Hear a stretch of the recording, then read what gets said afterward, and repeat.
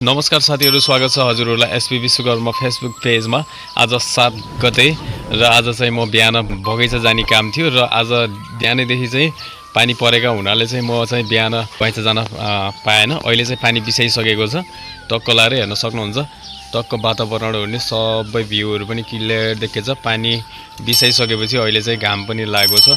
अब भनी म बगैँचाको लागि निस्किन लागेको छु। मसँग चाहिँ जान्छु भनेर सुगम भाइ निस्किरहेको छन्। ल जानी हो, पक्का जान्छौ नि हो।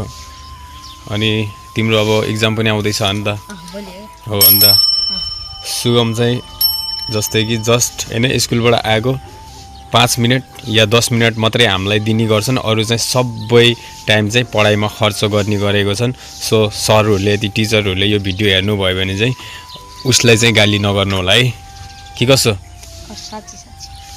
ल निस्किम है त अब। अहिले चाहिँ साथीहरु हामी चाहिँ यहाँ मुक्ति मामाको घरनिर चाहिँ आइसक्यौं। सुगम भाइ चाहिँ ड्रेस चेन्ज गर्न गइसकेका छन् र हाम्रो तलतिर गाउँको चाहिँ सरर लाएर पानी बिसाइसकेपछिको तलतिरको भ्यू हैन, जहाँ हाम्रो मिलन दाइको घर देखेको छ। अनि टक्क लाएर उता रामु दाइहरुको घर, अनि यता हाम्रो माइल मामाको घर छ्याक्क। ओ सुगम छिटाउ के, जल्दी आऊ रे। सुगम भाइ अब रेडी भएर निस्किसकेका छन्।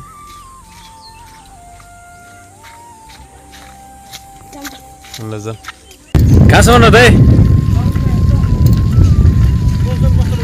ए हामी बगैँचासम्म हिँडेको, यता पुलतिर त होइन? हो ल ठिक छ।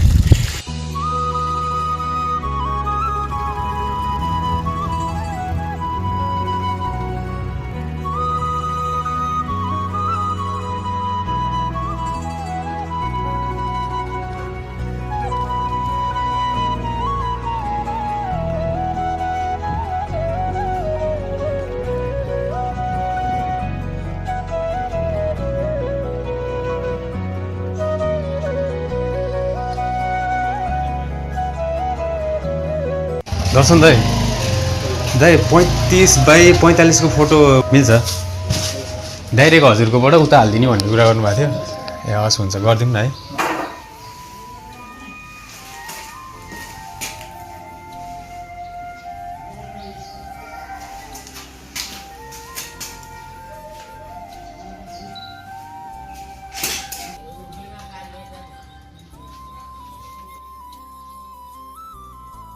मेरो काम चाहिँ बगैँचामा चाहिँ म फोटो खिच्नको लागि आएको थिएँ र खिचाउनको लागि के को लागि फोटो भने चाहिँ म चाहिँ हजुरहरूलाई चाहिँ त्यसको इन्फर्मेसन पोसिदिनेछु।